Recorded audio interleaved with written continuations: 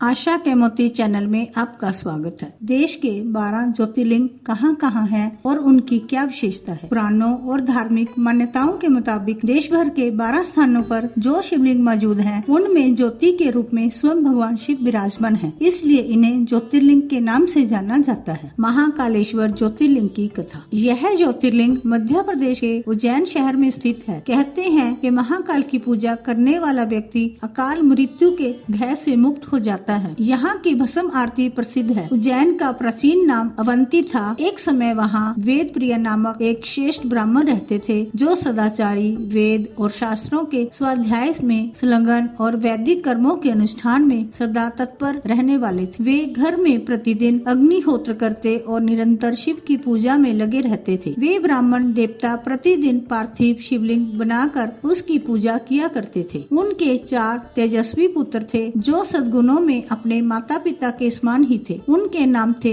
देवप्रिय, प्रियमेधा, सुकृत और सुब्रत। अपने सद्गुणों के कारण उन सभी भाइयों का यश चारों ओर फैल गया। उसी समय रतनमाल पर्वत पर दूषण नामक एक धर्मद्वेषी असुर ने ब्रह्मा जी से वर पाकर वेद, धर्म और धर्मात्माओं पर आक्रमण किया। इसके बाद उसने सेना के साथ अवंती के ब्राह्मणों पर आक्रमण किया। उसकी आज्ञा से दैत्यों ने अवंती को चारों ओर से घेर लिया। जब नगर के सभी लोग बहुत घबरा गए, तब उन शिव भक्त ब्राह्मण बंधुओं ने सबसे कहा, आप लोग भक्त वत्सल भगवान शंकर पर भरोसा रखें। यह कहकर शिवलिंग का पूजन करके वे भगवान शिव का ध्यान करने लगे। इतने में ही सेना सहित दूषण वहां पहुंच गया और कहा, इन्हें मार डालो, बांध लो। वेद प्रिय के पुत्रों ने उस समय उस दैत्यों की कही हुई कोई बात नहीं सुनी, क्योंकि वे भगवान शिव के ध्यान में स्थित थे। वह दुष्ट आत्मा दैत्य जैसे ही उन ब्राह्मणों को मारने के लिए आगे बढ़ा, वैसे ही उनके द्वारा पूजित पार्थिव शिवलिंग के स्थान में बड़ी भारी आवाज के साथ एक गड्ढा प्रकट हो गया। उस गड्ढे से तत्काल विकट रूप धारण किए हुए भगवान शिव प्रकट हुए, जो महाकाल के नाम से विख्यात हुए। वे दुष्टों के विनाशक तथा सत्पुरुषों के आश्रयदाता हैं। उन्होंने उन दैत्यों से कहा, अरे दुष्ट, मैं तुझ जैसे पापियों के लिए महाकाल रूप में प्रकट हुआ हूँ। तुम इन ब्राह्मणों के निकट से दूर भाग जाओ। ऐसा कहकर महाकाल शंकर ने तत्काल दूषण को सेना सहित भस्म कर दिया। कुछ सेना उनके द्वारा मारी गई और कुछ भाग खड़ी। जैसे सूर्य को देखकर अंधकार नष्ट हो जाता है, उसी प्रकार भगवान शंकर को देखकर असुरों की सारी सेना अदृश्य हो गई। देवताओं की दुदम्बियां बज उठी और आकाश से फूलों की वर्षा होने लगी। उन ब्राह्मणों का आश्वासन देकर सौम्य महाकाल शिव ने प्रसन्न होकर उनसे कहा, तुम लोग वर मांगो। तब सभी ब्राह्मणों ने हाथ जोड़कर भक्ति भाव से प्रणाम करके कहा,